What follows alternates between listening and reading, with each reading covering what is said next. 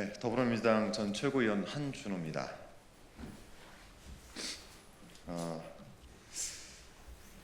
어제 이해찬 전 총리님을 모시고 또 2월 첫날을 맞이하게 됐습니다.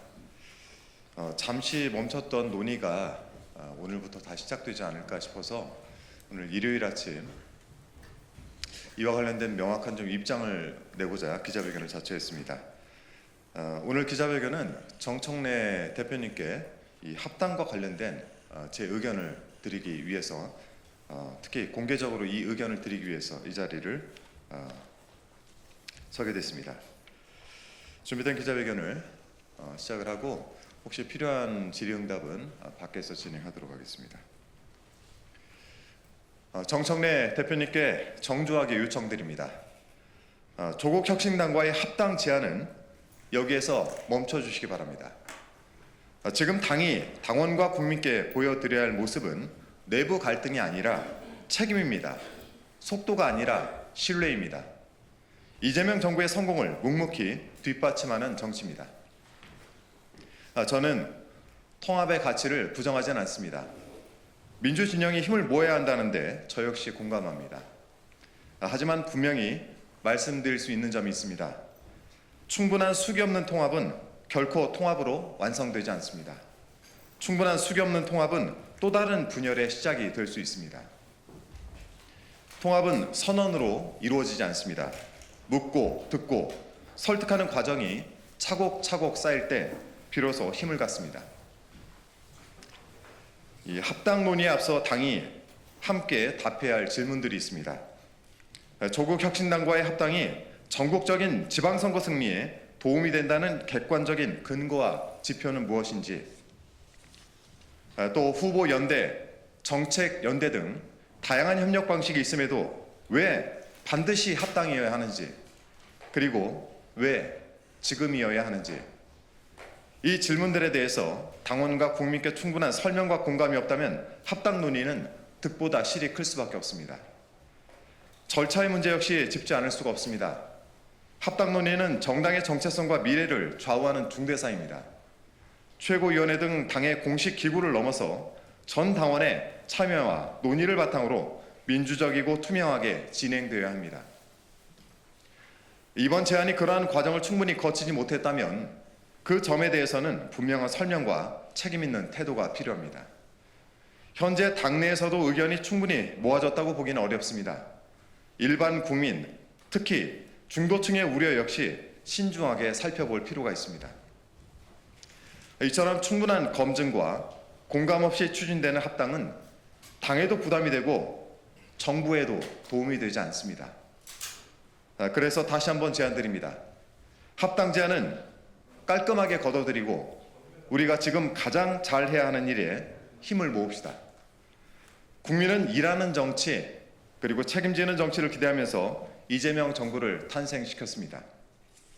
지금 국민이 바라는 것은 새로운 정치적 논쟁이 아니라 국민에게 필요한 변화를 체감할 수 있는 성과입니다.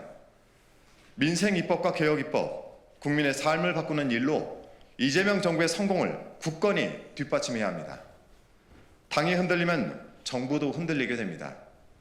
지금은 당이 앞장서서 정부가 일을 할 수 있는 환경을 안정적으로 만드는 것을 우선해야 합니다.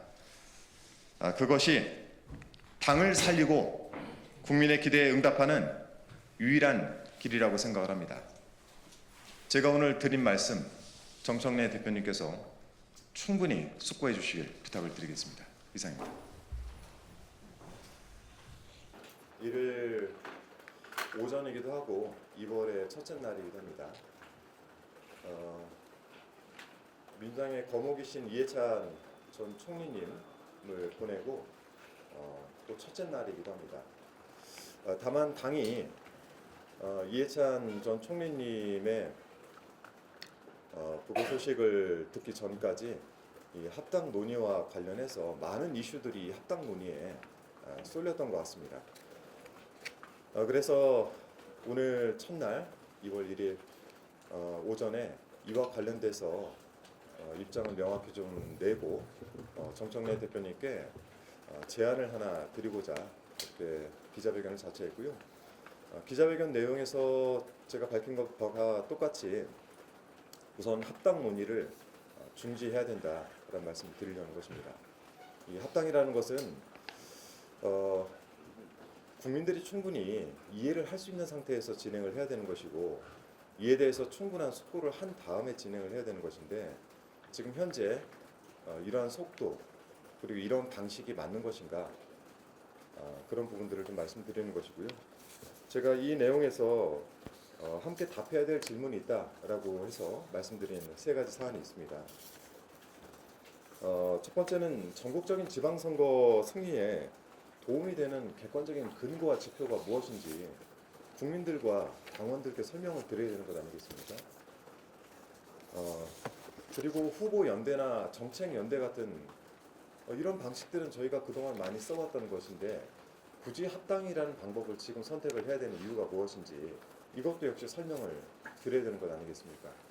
그리고 마지막으로 왜 지금 꼭 진행을 해야 되는 것인지에 대해서도 국민과 당원들께 충분한 설명을 드려야 됩니다.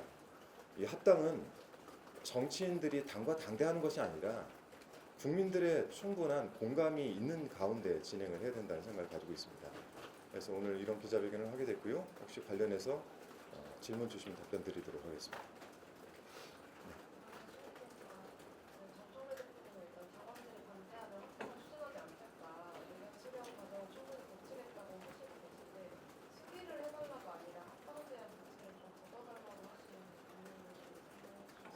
말씀드린 대로 정청래 대표께서 코스피 5천 달성을 하던 날 9시면은 장이 열리고 코스피 5천 달성은 충분히 인지를 했음에도 불구하고 굳이 그 시간대에 가서 본인이 최고위원들과 논의도 되지 않은, 그리고 지금까지 수기 과정이 없었던 내용들을 들고 나와서 합당 제안을 한 것 아니겠습니까? 그리고 나서 당에서는 그런 내용에 대해서 공감대를 형성을 할 수 있는 어떠한 논의도 없었습니다. 그렇기 때문에 당대표 말씀대로 이것이 단순 제안이었다라고 한다면 그 제안 자체가 지금 정부에도 부담을 주고 당에도 부담을 준다, 정무적 판단을 하더라도 지금 멈춰야 되는 것 아니겠습니까?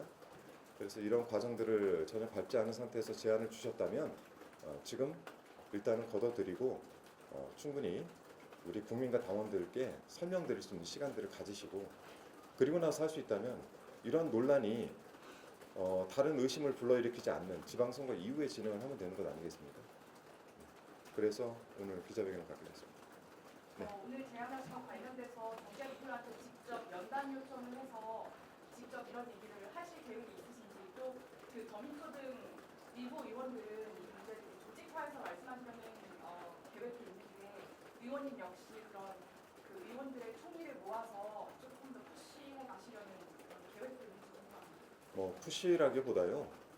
이와 관련해서 공감을 하고 있는 의원님들이 많이 계시지 않습니까? 더민초도 마찬가지고.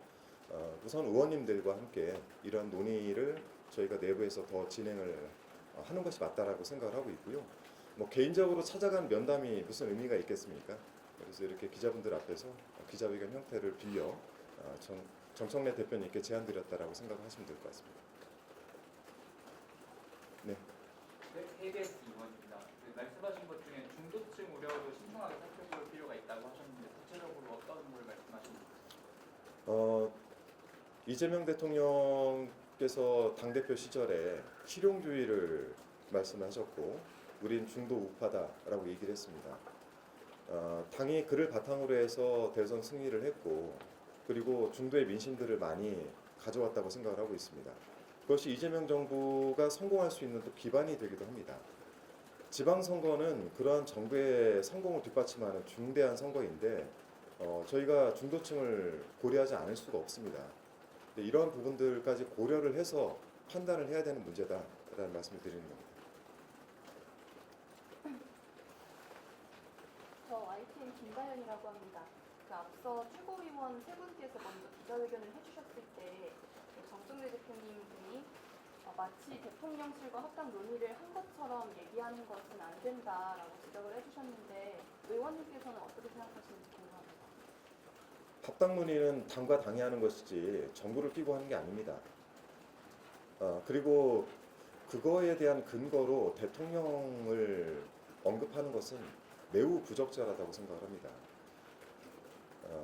특히 당대표께서 합당에 대한 이야기를 하실 때는 충분한 당내 논의 그리고 국민들의 공감 이것만 바탕으로 해야지 여기에 대통령의 의중이나 이런 것들을 가미해서 해석을 하게끔 만드는 것 자체가 저는 매우 부적절하다고 생각합니다.